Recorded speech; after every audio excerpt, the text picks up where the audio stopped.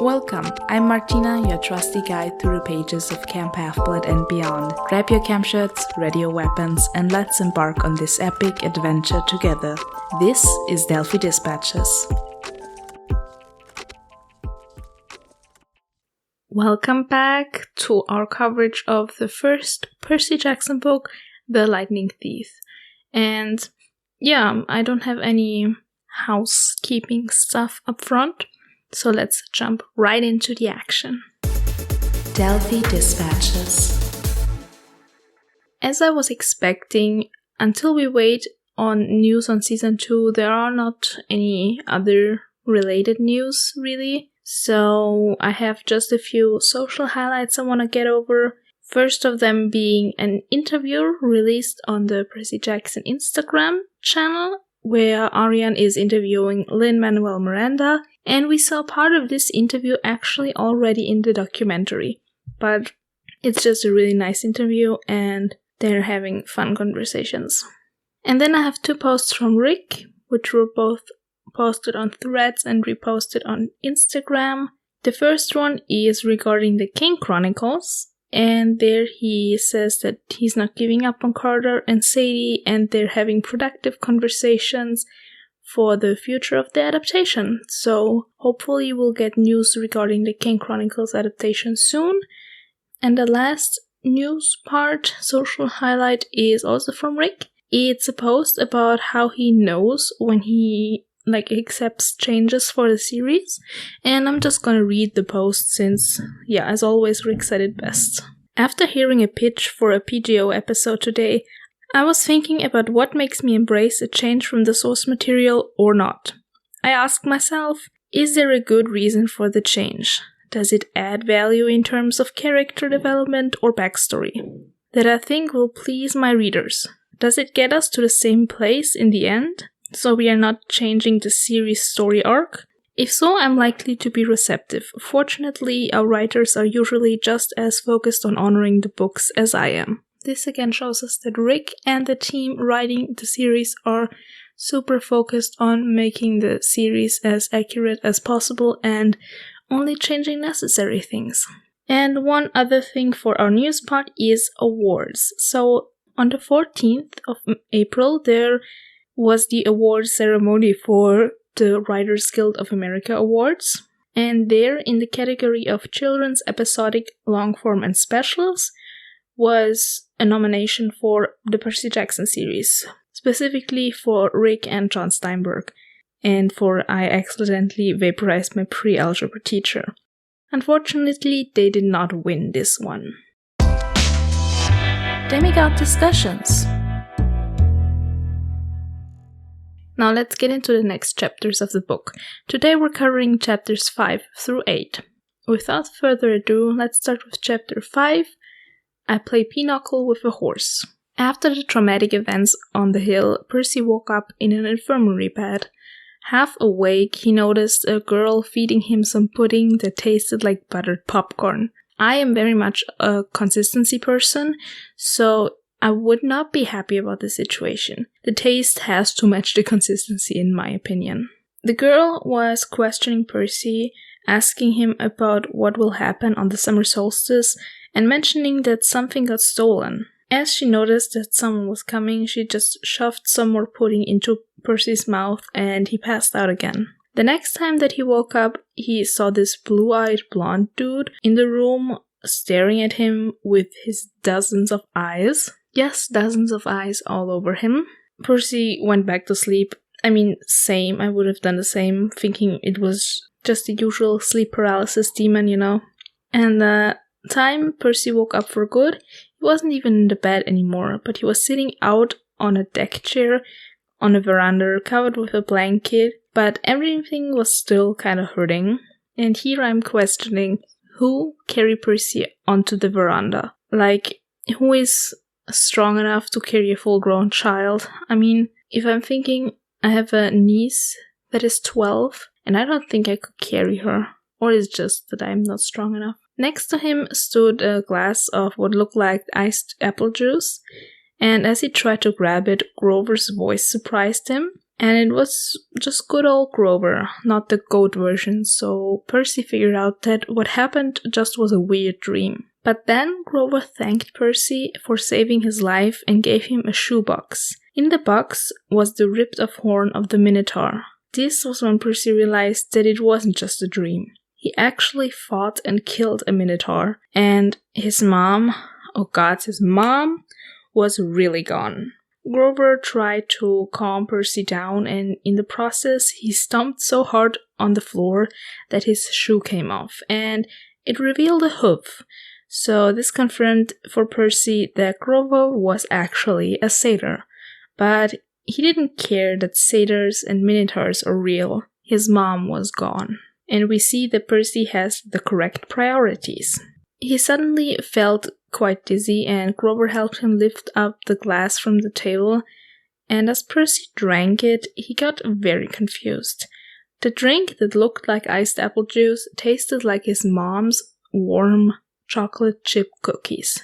Again, I would be weirded out.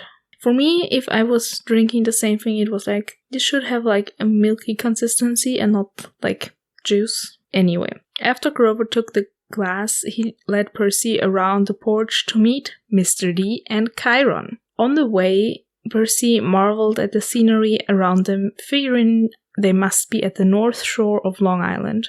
Around the corner, they came across 3 people. The girl that spoon-fed Percy, a small, porky man in a tiger print Hawaiian shirt, and a familiar face. In a wheelchair next to Mr. D, the camp director, sat Mr. Brunner, although he revealed that his name is actually Chiron, and he is the activities director at camp.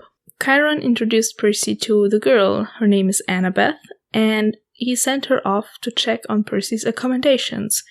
But before she left, she told Percy that he drools in his sleep, which is, it's one of the most iconic lines in the book, in the first book. Maybe in all of the series. And I love that all people, it's one of those Mandela effect things where all people think that it's the first thing she says to him when he wakes up. Like, he wakes up and she says, you drool when you sleep. But it's not. So, yeah. They did it in the series, so anyway, let's continue.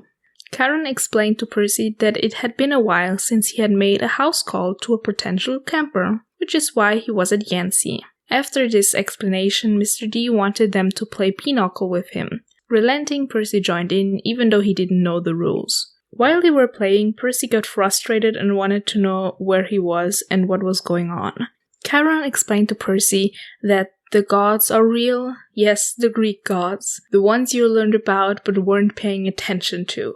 This confused Percy even more, saying that they were just myths made up by ancient civilizations to explain thunder and seasons and stuff. This got Mr. D into the conversation. He called Percy by his full name, Perseus Jackson, and asked what people in the future might think of the science now. Chiron calmly explained to Percy that the gods are still alive, no matter if the people believe in them or not. Percy still wasn't convinced, and that got Mr. D even more annoyed, saying you better before one of them incinerates you.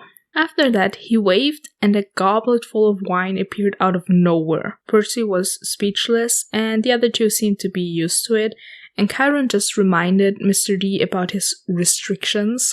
This prompted him to curse at the sky, and his goblet transformed into a can of Diet Coke. I don't get the appeal about diet versions of soda. I do my best to not drink soda as often, and my go-to drink is just water because water is amazing. But still, if I drink soda, why should I drink the diet one? I actually have no idea what the difference between normal and diet sodas is actually. Is it different sugars? Is it less calories? I have no idea. But yeah, Percy was flabbergasted that he just stared at the can while they explained to him why Mr. D is punished to be camp director. With this information, Percy figured out that Mr. D is not only a god, but Dionysus, the god of wine. Percy found it a bit funny that a god would look the way Dionysus did, but Mr. D promptly changed Percy's mind by showing him visions of grapevines choking people and drunken warriors insane with battle lust. After that, the game was over and Chiron won. He took Percy away on a walk, while Mr. D took Grover away to talk about his performance on the assignment. On their walk, Chiron explained to Percy that the Greek gods reside in America now, because they move with the heart of the West, since they are so intertwined with it. They went from Greece to Rome, just changed their names. After that, they moved to Germany, France, Spain, England, and now the US. Even if he is not a fan of this concept, Percy just needs to accept this as truth. But for now, he should just rest and enjoy the campfire in the evening, where there will be s'mores. And here's a fun thing, because I'm simultaneously listening to the American version and reading the UK version. In the UK version, it's not called s'mores, they just say toasted marshmallows, which are two totally different things. Marshmallows are an ingredient in s'mores, and I love s'mores. I don't know if s'mores are just not a thing in the UK. The chapter ends with Chiron rising out of his wheelchair, and Percy finds out that way that Chiron is not actually paralyzed, but he's a centaur and just hides his lower body in the wheelchair. Shocker after shocker, poor Percy. Now to my favorites from this chapter.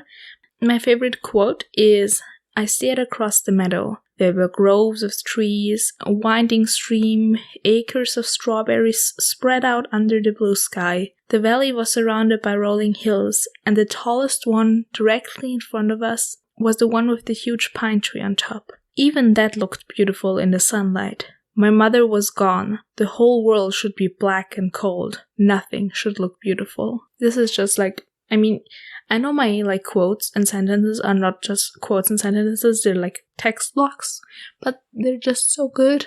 Then the next is my favorite scene, is when Percy describes the camp in detail for the first time. It's just a really beautifully written description. I'm not gonna read this one because it's long, but if you read this chapter, you know what I mean. And my favorite mythology reference, I couldn't really decide between two. Either it's Argus, so the guy with the eyes, or just Nectar in general. But I think, now that I'm saying it out loud, I think Argus is I like it more because I like the story of Argus, like what his job was. So yeah, now let's continue with chapter 6. Chapter 6, I Become Supreme Lord of the Bathroom. Perfect title. After Percy got over the fact that his teacher is half horse, they continued on with the tour through camp. As he saw the big house in full, he noticed something moving in the attic window, but Chiron just said nothing lived up there. Interesting choice of words, because he literally said nothing living is up there. And Percy didn't know whether to believe him or not, but they just continued. On the tour, they passed by the strawberry fields, which they shipped out to restaurants in Manhattan and to Mount Olympus, and that is how they pay their bills. And I'm like, why do they even have to have bills? Couldn't just the gods provide money or funding or anything? As we learn throughout this series, without spoiling too much, the gods are shit. We already know that from Greek mythology in general, but come on, you can at least, do something for the children or for the camp. The strawberries were tended to by satyrs, which reminded Percy about Grover, so he asked Chiron if his friend wouldn't get into too much trouble. And Chiron explained to Percy why Grover has not really been a good keeper in the eyes of the council. Since Percy dragged him over the camp line and not the other way around, his mission wasn't really seen as successful. As Percy asked if Grover would get a second chance, Chiron confessed to him that this already was his second chance. During this conversation, Percy also finds out that Grover is actually 28, and that satyrs mature half as fast as humans, which means Grover has been a middle schooler for the past 6 years. Yeah, Percy and I both find this a horrible thing because, middle school age is already hard enough, but to have it twice as long as other people would, just horrible. Then an idea sparked in Percy's mind. He asked if the gods are real, is the underworld real too? Which it is, according to Chiron, but he quickly moved on and urged Percy to forget about whatever he was planning. The tour continued. They saw the woods, the archery range, the lake, the stables, the amphitheater, the mess hall, and the arena. Lastly, they went to this clearing in the woods where 12 cabins formed a little village.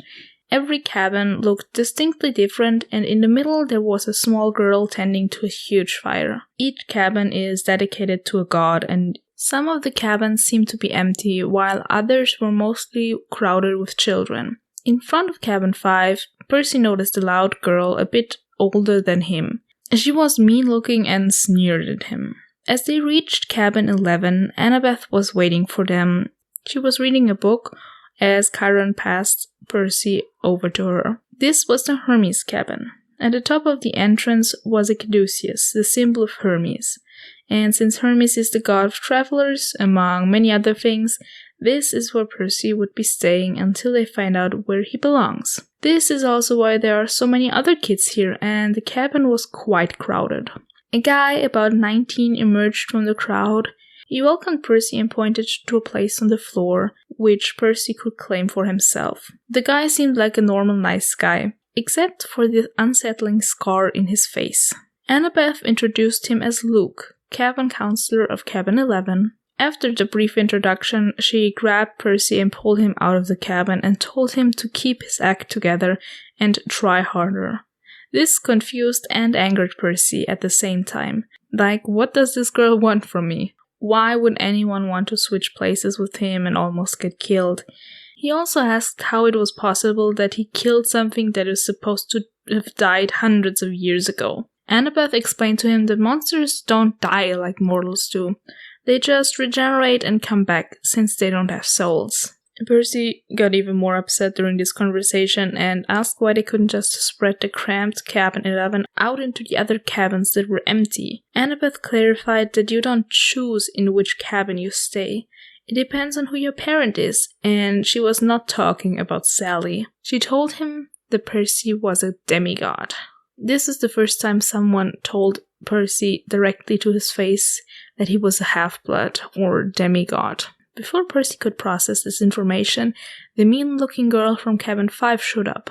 Annabeth called her Clarice and was not thrilled to see her. After some roasting each other, Annabeth introduced Clarice to Percy, calling her a daughter of Ares. Of course, Percy offended her immediately. As a form of initiation ceremony, Clarice dragged Percy into the girls' bathroom. Before we continue, I have questions about this. Thankfully, I never got bullied in a physical sense, but this reminds me of all the classic bullies in American movies.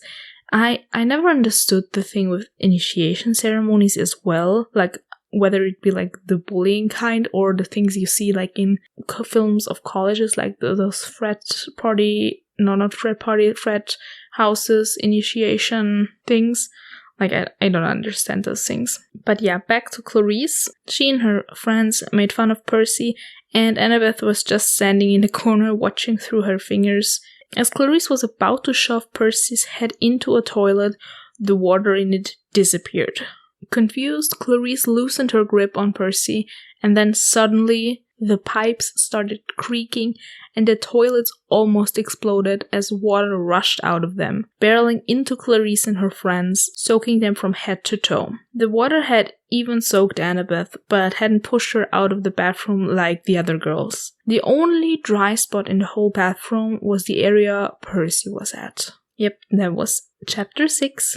Here, my favorite quote is when Percy and Annabeth were talking about saying the names of the Greek gods, and Percy says, "Look, is there anything we can't say without it thundering?" Which is a perfect Persassi, I'm so done with this moment. My favorite scene is when Annabeth is explaining to Percy about the ADHD and dyslexia being actually his demigod powers. I'm just gonna read this part. "You wouldn't be here if you weren't one of us. I bet you moved around from school to school. I bet you were kicked out of a lot of them. Diagnosed with dyslexia, probably ADHD too. Taken together, it's almost a sure sign. The letters flow off the page when you try to read, right? That's because your mind is hardwired for ancient Greek. And the ADHD? You're impulsive, can't sit still in the classroom. That's your battlefield reflexes. In a real fight, they keep you alive. As for the attention problems, that's because you see too much, Percy, not too little. Your senses are better than regular mortals. Yeah, I just love, this whole conversation. And my favorite mythological reference, I can actually talk about my actual favorite one, because it would be a spoiler for a later book, so I'll just say the fact that Chiron is the Chiron from the myths. Chapter 7, My Dinner Goes Up in Smoke. Like any school-esque environment, word of the bathroom incident spread immediately, and all the other campers were looking at Percy. He and Annabeth continued the tour through the camp, and after that, Annabeth left Percy at the lake to go back to his cabin. But before she actually dismissed him, she told him that he needed to talk with the Oracle. After an additional encounter with some naiads, Percy had enough and wanted to go home. But Annabeth insisted that this is his home now, that there is no safer place for him because his dad is a god, if he liked it or not. Percy wanted to know who Annabeth's dad is. This triggered something in Annabeth as she snapped at Percy why he thought that it had to be a male god as her parent. In the end, Percy found out that Annabeth's mother is Athena, goddess of wisdom and battle strategy, and her father was a professor at West Point. But he still didn't know who his father was. Annabeth also told him about the magical border surrounding the camp, which is there to keep monsters and mortals out. Some of the campers were only here for the summer, to train to survive, while others stayed year-round, if they were too powerful or they had no place to go back to, like Annabeth and Luke. The two of them had been in camp for 5 summers already. This was signalized by the beads on the necklace she wore, one for each summer. Percy had to stay at camp. He could only leave with permission of Chiron or Mr. D, and they only grant that at the end of summer or if someone gets a quest. But the last time apparently didn't go so well. They also got to talking about the summer solstice again, but neither of them knew what would happen then or why it was important. Just that there was something going on Olympus. This had only recently changed, since when Annabeth was on Olympus during the winter solstice, everything seemed to be normal. This confused Percy. Annabeth went to Olympus? Apparently, Olympus is on the 600th floor of the Empire State Building. Now my question is, what is between the 600th floor and the last, mortal floor of the of the Empire State Building? There's just nothing, or, I don't know, Olympian-sized offices? Who knows? According to some satyrs Annabeth overheard, something was stolen, and if it isn't returned until the summer solstice, there would be trouble. After their conversation, Percy went back to Cabin 11, and Luke brought him some toiletries and a sleeping bag. They talked a bit about Hermes, Luke's dad, which he wasn't too happy about, it seemed, and that they all had to stick together since they were a family in a way. Percy asked Luke what it means to be Big 3 material, since Clarice mentioned that, and Annabeth had hoped for him to be the one, and that he should talk to the Oracle. Luke responded with some anger in his voice, telling Percy that he hated prophecies and that this was the reason he got his scar. 2 years prior, he got a quest and messed it up. Since then, there were no new quests issued. But then it was already time for dinner. The whole cabin went to the mess hall, so did the other cabins, satyrs and nymphs. All the cabins had their own table, and they toasted to the gods before they had a nice barbecue. As far as I have gathered from other Percy Jackson podcasters, this barbecue thing that is very prominent throughout the Percy Jackson books is something quite Texan. So I would say Rig Your Taxes is showing, but I can't speak of experience. Before Percy could start eating, he noticed everybody was getting up and scraping part of their food into the fire, an offering to the gods. It's not enough that they're omnipotent and all-powerful, they need to feel appreciated. After the meal, Mr. D gave a little speech talking about the upcoming game of Capture the Flag and reluctantly welcoming Percy, calling him Peter Johnson. After that, they got dismissed to have a fun night at the campfire sing-along. In this chapter, my favorite quote was when Percy smelled the burnt offerings. When I caught a whiff of the smoke, I didn't gag. It smelled nothing like burning food. It smelled of hot chocolate and fresh baked brownies, hamburgers on the grill and wildflowers, and 100 other good things that shouldn't have gone together but did. I could almost believe the gods could live off that smoke. My favorite scene is when Annabeth is telling Percy that her mom is the god, not her dad. I love it. I mean, sexist much. And my favorite mythological reference is the mentioning of the Garden of the Hesperides, which Luke mentions when he talks about his quest. Okay, now we have the last chapter for today.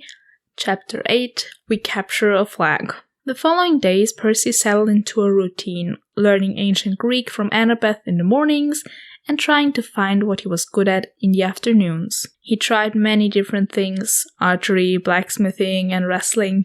The only thing he was good at was canoeing, which seemed a bit anticlimactic. He tried not to think about his mom a lot, but he questioned if all this mythological stuff was real. There had to be a way to get her back.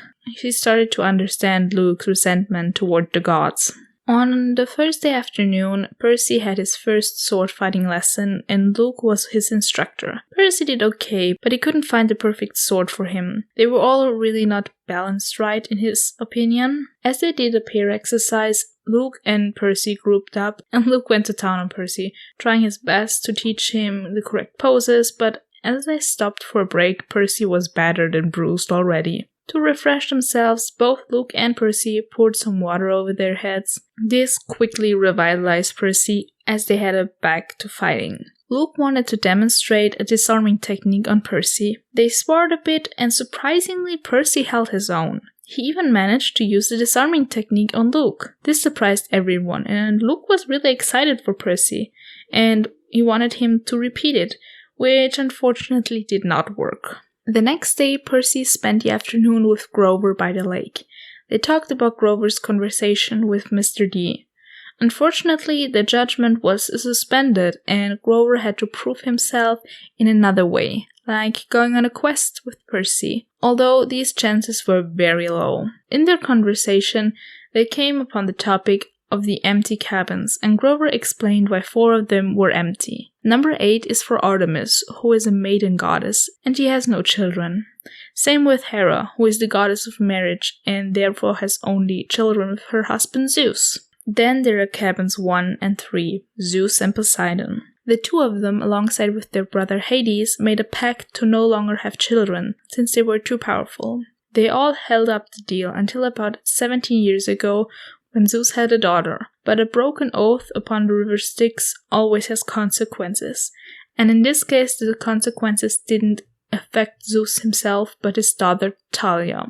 As she was guided to camp by a satyr alongside 2 friends she made along the way, Hades sent some of his monsters after them. They almost made it to camp when the monsters caught up to them, on top of the big hill overlooking camp. Thalia stayed back to fend off the monsters so that her friends could get to safety. Unfortunately, she did not succeed, and she got killed by the monsters. That was when Zeus showed pity on her and turned her into the pine tree on top of the big hill. And that is why this hill is called Half-Blood Hill. This story made Percy sad, and he asked Grover if heroes really had gone on a quest to the underworld. Grover confirms this, but immediately tries to discourage Percy from these thoughts. That night after dinner, it was time for Capture the Flag. Percy and the Hermes cabin were part of the Athena team, and they were fighting against the Ares team and their allies. Chiron announced the rules like no killing or maiming and all magical items were allowed. And then the teams flooded into the forest. Percy was on border patrol by the creek. There he spent a while getting bored until suddenly someone showed up. It was none other than Clarice with 4 of her siblings. She was carrying a massive spear which Annabeth had warned Percy about. As they surrounded Percy, he managed to deflect the first few blows, but as Clarice's spear connected with Percy's shield, he got jolted with electricity. The Ares kids quickly turned the fight in their favor, and Percy was more or less helpless. At one point, Percy got flung into the creek, and this was like a cold shower, and Percy was quickly revitalized. As his opponents came to beat him up some more, Percy managed to deal out some blows of his own. As Clarice tried to spear Percy again, he managed to catch the spear with his sword and shield and break it in two. Clarice obviously didn't like that, but before she could do anything, Percy hit her in the face with the butt of his sword. At the same time, cheering broke out, and Luke and some of the other campers rushed towards the creek with the Ares banner in hand. The game was over. They had won. Percy was about to join the others when Annabeth appeared out of nowhere. Literally. Percy realized that he was bait and got very angry at Annabeth, but she just changed the subject to Percy's slashed arm. It wasn't slashed anymore. The wound had almost completely healed, and it disappeared in front of his eyes. He was obviously confused, and Annabeth was visibly trying to figure it out when she told him to step out of the water. As soon as Percy did so, he felt weak and almost fell over. Annabeth steadied him and seemed worried, but before she could finish her thought, a dog-like growl came from the woods, and not 2 seconds later, a massive dog the size of a rhino appeared. It jumped on Percy to claw him to death, but almost instantly, the dog was hit by a volley of arrows, and it dropped dead and dissolved.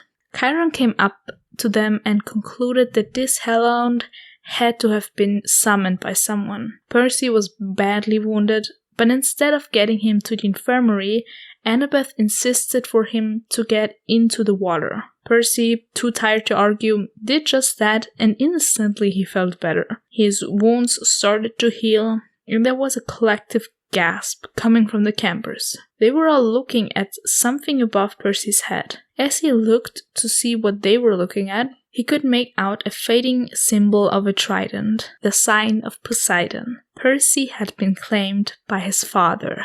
Dum dum dum. Yeah, so my favorite quote from here was when Percy gets claimed and Chiron is saying, "Poseidon, earth shaker, storm bringer, father of horses, hail Perseus Jackson, son of the sea god." It's awesome. It's just awesome. And then my favorite scene is the Percy versus Clarice fight, and especially the part where Percy's like, "No maiming," and during this fight, I also remembered something that I was remembering wrong. So it's also like this how I remember it in the series, but it was like when Percy says "no maiming," everyone thinks Clarice is the one saying, "Guess I'll lose my dessert privileges," but in the book it's actually one of her siblings. And my favorite mythological reference here is the people who went to the underworld, like Heracles, Orpheus, and Houdini. Speaking of Heracles, they say Hercules in the book, so just saying. And yeah, since this was the last chapter, we have some best things from these chapters. So the best character of these chapters, I would say Annabeth, just because we got introduced to her and she got her iconic line of "you drool when you sleep," and she just walks with Percy later after she got drenched. She's just great. Then the best chapter was, I think, chapter 8, because we capture the flag with the iconic first capture the flag scene and the claiming in one. So yeah, and the best title, I mean, it's definitely 6 and becomes Supreme Lord of the Bathroom. It's just iconic. Trivia Trials.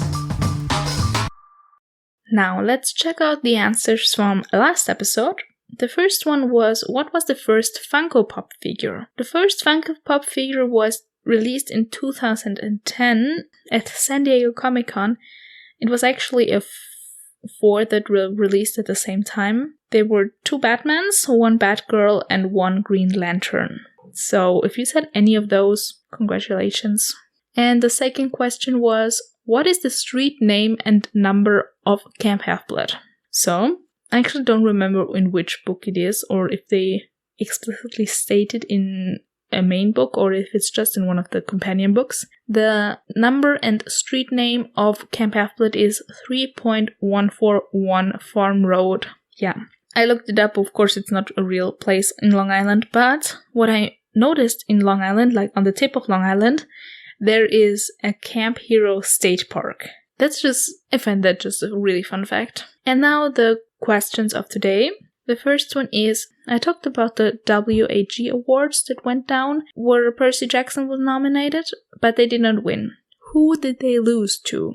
And the second question is, with how many cards do you play Pinochle? Like how many cards are in the deck, not like how many cards does each person have. Those are the questions. You know how to answer them, either for yourself, on Instagram, you can send DMs, you know the way. Mythical music.